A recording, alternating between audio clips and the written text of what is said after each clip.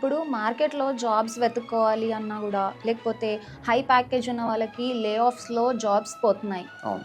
At the same time చాలామందికి ఉన్న salary గూడా సరిపోవట్లేదు. మోస్ట్‌లీ సెకండ్ ఇన్‌కమ్ ఎలా జనరేట్ చేసుకోవాలని వెతుకుతూ ఉంటున్నారు మార్కెట్‌లో.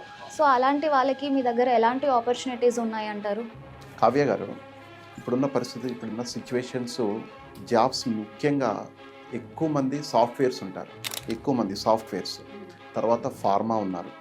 తర్వాత అదర్ ఇండస్ట్రీస్ చాలామంది ఉన్నారు. ఇప్పుడున్న సిచ్యువేషన్స్ ఏంటంటే చాలామంది జాబ్స్ కోల్పోతున్నారు. వింటున్నాం మన ఫ్రెండ్స్ ద్వారా, అరే నా జాబ్ పోయింది, నా జాబ్ పోయింది అని చాలామంది చెప్తున్నారు వాళ్ళు.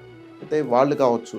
కొంతమందికి ఇంకొకటి ఏంటంటే వర్క్ ఎక్కువ ఉంటుంది, శాలరీ తక్కువ ఉంటుంది.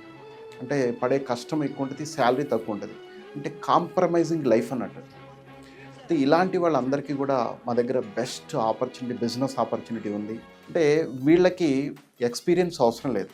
జస్ట్ వీళ్ళ జాబ్ వీళ్ళు చేసుకుంటూనే, ఎవరైనా కూడా తన జాబ్ దాన్ని చేసుకుంటూనే మిగిలిన టైం ఏదైతే ఉందో, అంటే మిగిలిన టైం చాలా టైం ఉంటుంది వాళ్ళ చేతిలో.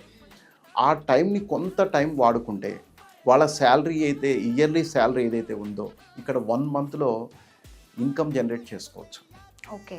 సో, ఫినాన్షియల్ ఫ్రీడమ్ మాత్రం చాలా ఖచ్చితంగా ఉంటుంది అంటారు. 100% ఓకే. ఖచ్చితంగా ఫైనాన్షియల్ ఫ్రీడమ్ ఉంటుంది. ఎందుకు అంటే ఎప్పుడు కూడా వాళ్ళ జాబ్ చేసుకుంటున్నప్పుడు సెకండ్ ఇన్కమ్ అనేది ఉంటే రేపు ఒకవేళ జాబ్ పోయినా కానీ వీళ్ళ లైఫ్కి రిస్క్ ఉండదు. అంటే వీళ్ళ ఫ్యామిలీ ఎలాంటి ఇబ్బంది పడదన్నట్టు. అందుకని ఏంటంటే వారన్ బఫెట్ చెప్తాడు ఒకటి, never depend on a single income. Okay, ఒక ఆదాయం మీద ఎప్పుడు ఆధారపడద్దు, సెకండ్ ఇన్కమ్ అనేది ఉండాలి అనేది మెయిన్ ఇంపార్టెంట్ అన్నట్టు.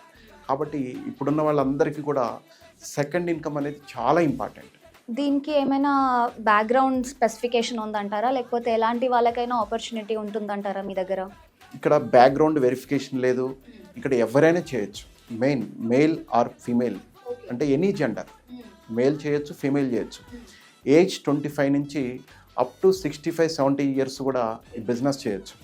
దీనికి ఏంటంటే ఎలాంటి క్వాలిఫికేషన్ కూడా అవసరం లేదు. మెయిన్ అడ్వాంటేజ్ ఏంటంటే ఇది ప్యూర్లీ రియల్ ఎస్టేట్ బిజినెస్.